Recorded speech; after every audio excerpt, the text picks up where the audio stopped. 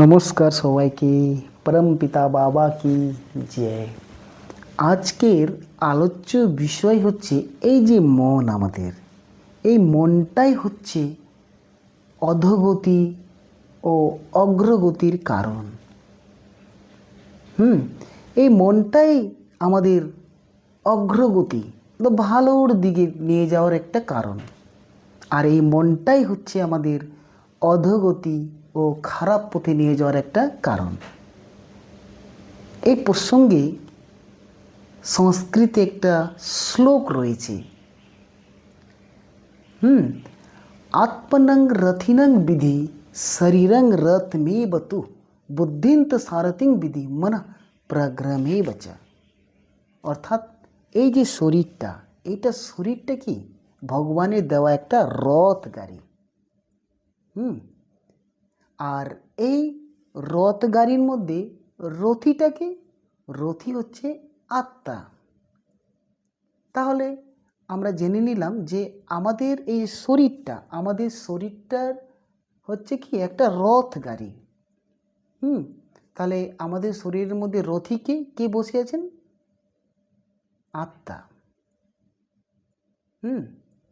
তাহলে শরীরটা হলো রথ, রথি হলো আত্মা।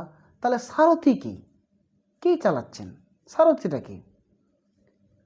বুদ্ধিন্তং সারথিং বিধি। অর্থাৎ এই যে এখানে বুদ্ধি মানে হলো কি পবিত্র মন, যে মন অবিদ্যা মায়ার নাগপাশ থেকে মুক্ত, মোহপাশ থেকে মুক্ত, সেই বুদ্ধি হলো এখানে সারথি। এই পবিত্র বুদ্ধিটাই হলো কি এখানে সারথি। মন প্রগ্রহে বচ্চা, অর্থাৎ প্রগ্রহ অর্থাৎ লাগাম হলো মন। এখানে লাগাম ঢিলে ঢালা বা শিথিল হলেই চলবে না, তাই তো?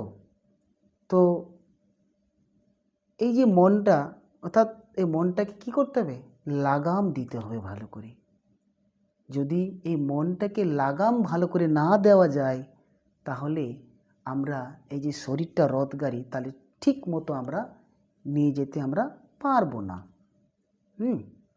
তাহলে এই মনটাকে কি করতে হবে? আমাদের লাগাম দিতে হবে, তবেই আমাদের এই যে রথরূপী শরীরটা সঠিক পথে আমরা নিয়ে যেতে পারবো। তাহলে আমরা আজকে জেনে নিলাম যে আমাদের শরীরটাকে পরিচালনা করার জন্য আমাদের এই মনটাকে লাগাম দিতে হবে। লাগাম ছাড়া আমরা সঠিক পথে অর্থাৎ অগ্রগতির পথে আমরা নিয়ে যেতে পারবো না। আর যদি এই মনটাকে আমরা লাগাম না দিই, তাহলে আমরা অধোগতির পথে আমরা চালিত হব। তাই তো আজকে আমরা জেনে নিলাম যে এই মনটাই হচ্ছে আমাদের অগ্রগতি ও অধোগতির কারণ। নমস্কার সবাই, ভালো থেকো।